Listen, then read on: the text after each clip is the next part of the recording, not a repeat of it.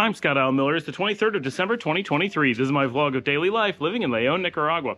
One of my viewers just asked me whatever happened to my wide-angle video experiments that I was doing, and honestly, I don't remember what they're referring to. So I went with a super wide view today, so you can get a little bit wider view, just in case some of you are enjoying that. Hey, get down in the comments and let me know if you like the wider views, the narrower views, any particular views that you like or dislike. I don't really know what people enjoy from a visual standpoint, and I kind of just have to experiment, and I like some variety myself, so that's what I do. Today, we are going to be talking about some comments that were made on the show about the need for a cedula or a local ID, a residencia ID here in Nicaragua when you need to exchange money, which you better have when you're heading to the grocery store. We're going to explain that comment and some information about it right after the bump.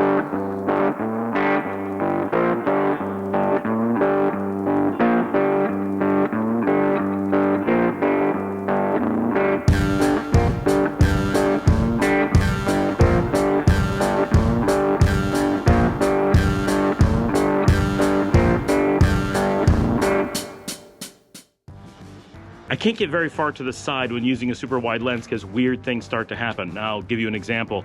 If I talk over here like this, I look really weird, so I have to stay kind of to the middle so I don't look like a circus clown. Anyway, so a comment was made on the show just about a week ago that if you're going to be heading out to a grocery store here in Nicaragua, that you would better bring a lot of Cordoba, that's the local currency here in Nicaragua, with you, or be prepared that you got to have a cedula, which is the ID you get when you become a resident in order to be able to exchange US dollars into cash, into Nicaraguan cash, so you can go shopping at the grocery store here. So I want to dig into this a little bit because a lot of people jumped in with some additional information on this, and of course we know a little bit more about this, and I don't want people to be misled. So we're going to get into the general conversation of carrying cash and doing exchanges. That's going to be our final thing. But first, do you need a cedula? So, okay, let's explain the cedula. If you are living here in Nicaragua, you probably come with an ID from your home country. In fact, legally you have to. That would be your passport in order to get into this country. So assuming you have a passport, probably some kind of ID, like a driver's license, if you're coming from the US or Canada or similar from other countries, you have some form of identification. That is your ID. And if you do certain transactions, like you go to a bank or sometimes you do a deposit or a few different things, you may need to provide an ID. They do track that for certain activities, and it's completely normal. They do the same thing in the US or Canada or wherever, so you should be used to that. You may not do those actions as much in those countries just because you're in your home country, you don't need to, but those things are very common. So sometimes you do have to provide an ID, especially if you're making like a bank deposit. No big deal. That you have to have an ID to get into the country, into any country. So you're definitely going to have that. When you become a resident of Nicaragua, or if you are already a citizen, you have what's known as a cedula. This is basically your national ID document. It's nothing super special, but you cannot get one until you're at least a resident. So when people say you have to have a cedula, that implies you have to be a resident or a citizen in order to do that task. Do you need a cedula to exchange dollars to Cordoba or Cordoba to dollars or any other cash exchange here in Nicaragua? Absolutely not. All of us do this all the time. It is a completely normal thing. There is no reason you need an ID to do that. There may be a person somewhere who performs that transaction and requires a cedula for some other reason, like it's just their policy of their store, maybe, but it is absolutely not a requirement of money exchange, of currency exchange, and the primary currency exchangers do not use that. They work on the street, they stand on the side of the road, they do everything in cash from big wads of cash in their hands. That is the best exchange rate you get. That is the official way to do it in this country. They do not ask for your cedula. So, and I've definitely done that firsthand. I know you do not need a cedula. So that's the first piece.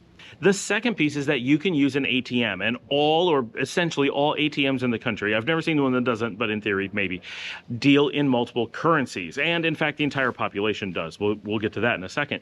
When you go to an ATM, you can take out money in Cordoba or in dollars.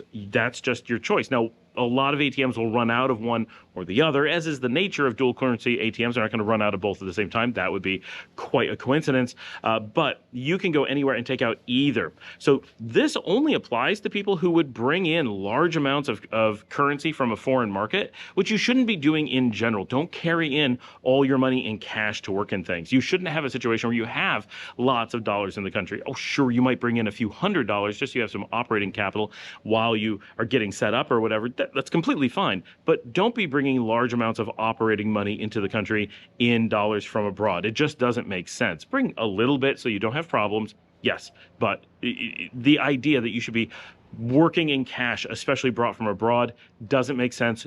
Don't do that. Point 3, locals for businesses, basically universally, and for many individuals, they have dual bank accounts. Now, the very poorest people do not have bank accounts at all, but of those people who do have bank accounts, it is extremely common to have both a dollars and a Cordoba bank account so you can do business in either transparently. So very few businesses or people ever need to exchange money. They just work in whichever one at any given time. Both currencies are used basically universal for business. Now, some like street vendors, some really small personal things, they may only work in Cordoba. And once in a really great while, you may find someone that only wants to work in dollars, but that is the exception, not the rule. By and large, everyone's willing to take both. They may have a preference, but everyone works in dual currencies. So there's really not this whole mental situation of like, I have dollars and I need to get to Cordoba. Why would you need to get to Cordoba? Under normal circumstances, you just use the dollars you have, or you use the Cordoba you have. You don't need to change back and forth. So while you shouldn't be bringing in lots of cash from the outside, that's just a weird process. If you do that, you would just spend it as that currency. You wouldn't exchange it. Point 4 is every grocery store in the country definitely takes Cordoba or dollars. Many may actually take other things. It is possible that they will take euros or Canadian dollars, for example. Don't count on that. Be completely like expecting that they will only accept dollars or Cordoba, but there's the potential they'll take other things. But dollars and Cordoba, I have never encountered a grocery store that didn't just take either without question. They'll print. Most places, most restaurants, most things like this will print your price in Cordoba and dollars so that there's no conversion. You just pick the one you want to pay and done. There's an official exchange rate from the government. It was published by Channel 19 yesterday. It's 36.68 to the dollar, I believe, today. And this is super well known. Everybody operates in it. There's no like gray area or weird stuff. Really straightforward. So just look at that stuff. This is all very handled. Point 5, you don't need to pay in cash at all at a grocery store. So you don't need to have cash. You don't need to exchange it between different things. You don't like, there's so many layers as to which you don't need to make an exchange at all. Plus you don't need a cedula in which to do it. That this is all, it's very strange that someone made this statement. So if you're in a grocery store, normally you're simply going to pull out your credit card or your debit card and pay with that. That is totally normal. And that could be if you're Nicaraguan and you're paying with a bank card here, or you're an American, you're paying with a Visa or MasterCard, or once in a while, even an Amex or possibly a Discover card from abroad. All those things are taken. Don't count on Discover or American Express being taken. Just be happy if they get accepted. But Visa and MasterCard are going to be used basically everywhere, and certainly every grocery store. The idea that a grocery store would accept Visa but not US dollars is really weird in a country where it's a dual currency and literally everybody takes dollars. People get paid in dollars sometimes in Cordoba, sometimes in both. Everybody works in dual currencies. It's just how it is. Now, I do recommend to people to work in Cordoba most of the time. It'll make your time in Nicaragua just a little bit easier, but don't exchange money.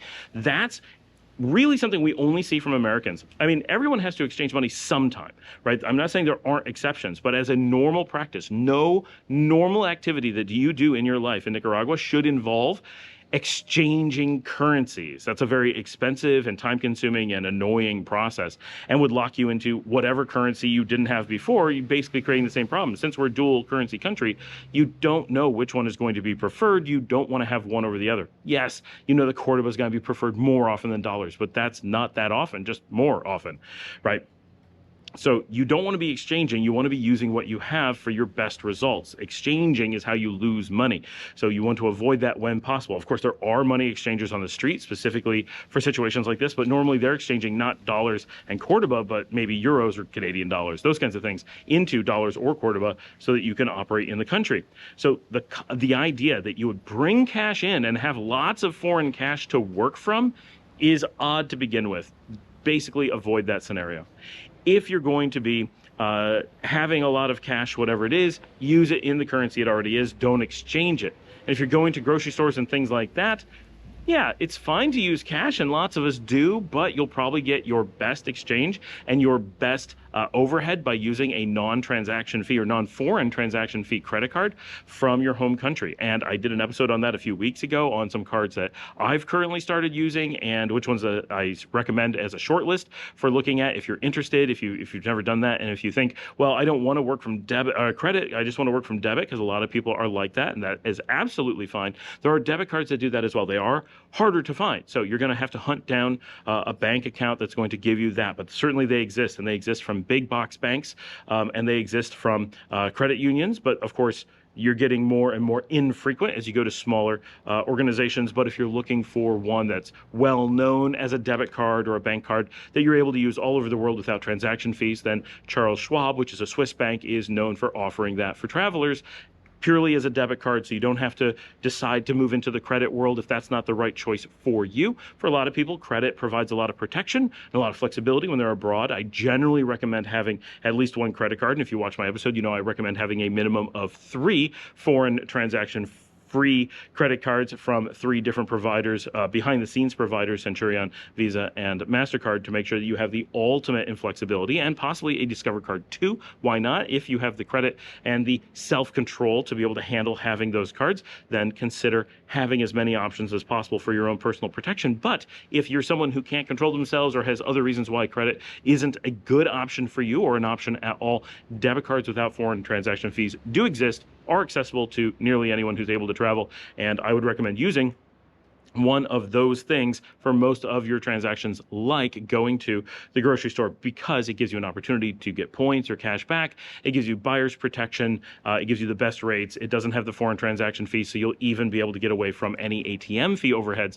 that you might have. So reducing ATM overhead, while not a big deal when you're coming to some place like Nicaragua, the overall cost of living is so low that you're going to be like, what's an extra couple percent on the money from an ATM? But it's a couple percent.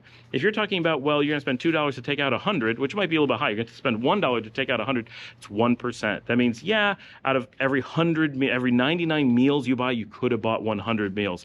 That's not that much, but it adds up over time. And I get it. It never adds up to more than 1%. But 1% of your total expenditures is a noticeable amount, even if it's not terrible. Why not make that go away? But if instead of losing 1 to 2%, you gain 1 to 5% as a cashback bonus, plus you get that 30-day delay, you get some buyer's protection in case something goes wrong. You don't have to worry about your card being stolen or anything like that, because you have fraud protection and all those mechanisms. Plus, there's often ancillary benefits to those cards. Those things can add up, and the difference may not be 1%. It's much more likely to be much closer to 5%. And at 5%, you should feel that impact very realistically, right? So just a little bit of a recommendation across the board. But to answer the original questions, do you need a cedula or any kind of ID to exchange cash? No. Should you exchange cash? Generally, no. And do you need cash of any particular type in a grocery store? No, you do not need cash at all, and whatever cash you have will be fine. Thanks for joining me. Like and subscribe. If you'd like to help me not have to transfer as much money, you can buy me a coffee at buymeacoffee.com/Scott Allen Miller. That comes directly to me and helps pay for the cameras and the equipment, all the things, and the hosting. So many things go into making this show, and I love making it, but it does help me when you guys donate through Buy Me a Coffee. And my new camera, which is going to be a little bit of a surprise. I don't think I've said what it's going to be or anything about it here on the show yet. I've talked about some cameras, but not the big one. This is not one that you guys paid for. This is one that I wrote my book 2 years ago. By the way, if you're interested in my book on Linux administration, which most of you are not, but just in case you are, scroll down. There is a link to that down there. Super appreciate when people buy that, and some of you do every week. Thank you so much. That's amazing. From writing that book 2 years ago, this was my gift to myself from the proceeds of that, and because my hobby is, in case it's not obvious, photography and videography. This is for that, and it's in the hands of my manager in Miami, so super excited. I should have it in about 2 weeks, and so if you'd like to buy me a coffee, you can. Thank you so much to everyone who supports the channel, and a lot of support over the holidays. Thank you again to everyone. And as always, share on social media, whatever place you're on, just post a link. Tell friends and family about the show, and I will see all of you tomorrow.